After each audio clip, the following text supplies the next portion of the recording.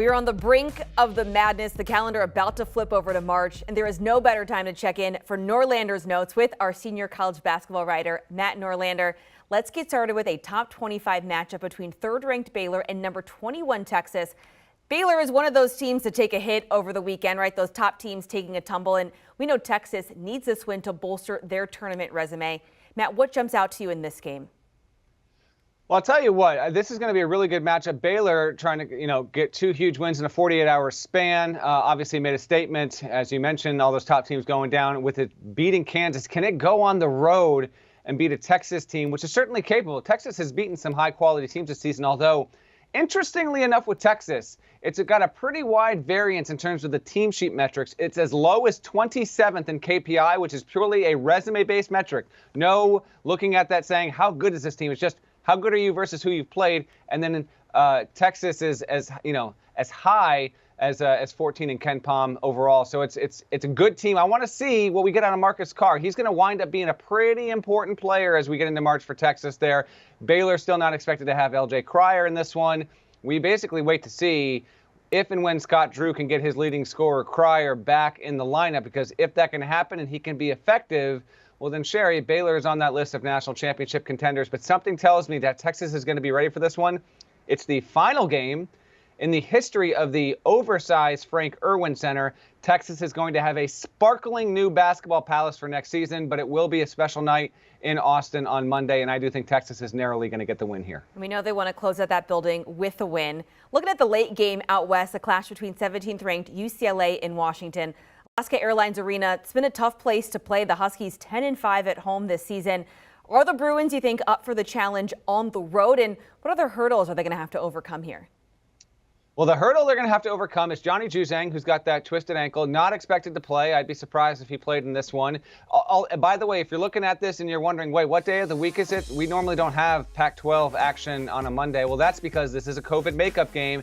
And the Pac-12 has had to do this throughout the season when they lost some scheduled conference games in December and then in early January. I actually would argue, Sherry, it serves the league well to get itself more on the national radar by having Monday and Tuesday games, but who knows, this might just be a one-season-only thing. Juzang, I don't expect to go.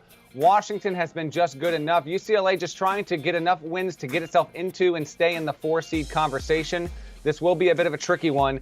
I think they should probably be okay, but I wouldn't be stunned by a Washington win. Yes, it's been an up-and-down team, but, in the preseason, there was some buzz over would Mike Hopkins need to have a halfway decent season in order to maintain his job there.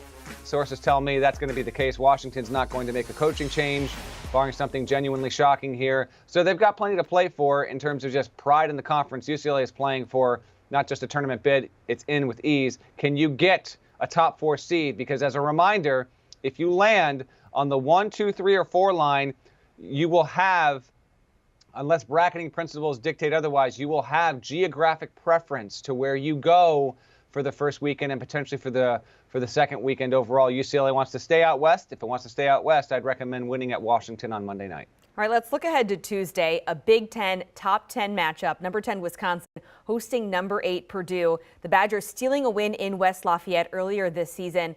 And Matt, it really seems like momentum is on Wisconsin's side as of late. And I am a Badger, so tell me something good that I want to hear about this game.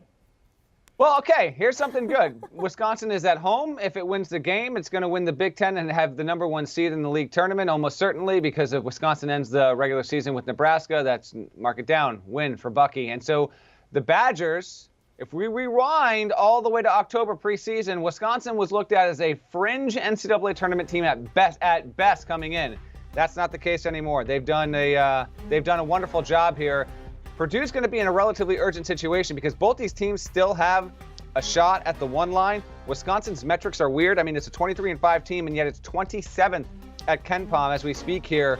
I think if it gets this win, sweeps Purdue, with the amount of quality wins it has, Wisconsin, in my opinion, would need to run the table, win the Big Ten tournament, maybe to have a chance at a 1 seed. But you're playing for high seeding, you're playing for conference pride, and you're playing to get the number 1 seed in the Big Ten tournament. It's going to come down to this game on Tuesday. I don't think you asked me for a direct prediction.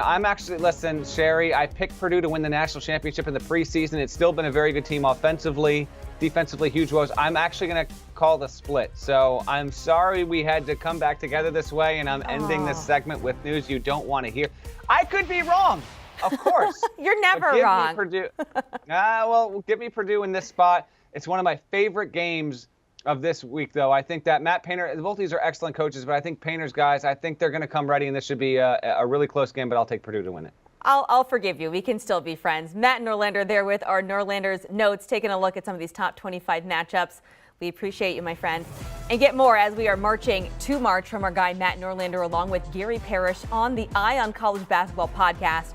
Make sure you download and subscribe today. They're breaking down all the top storylines, digging deeper into what's happening around college hoops. Make sure you download and subscribe today. Do you want a sports network that delivers everything that matters about the game? The highlights, the picks, the instant analysis, no yelling, no fake debates, no politics. Hit the subscribe button and never miss a moment.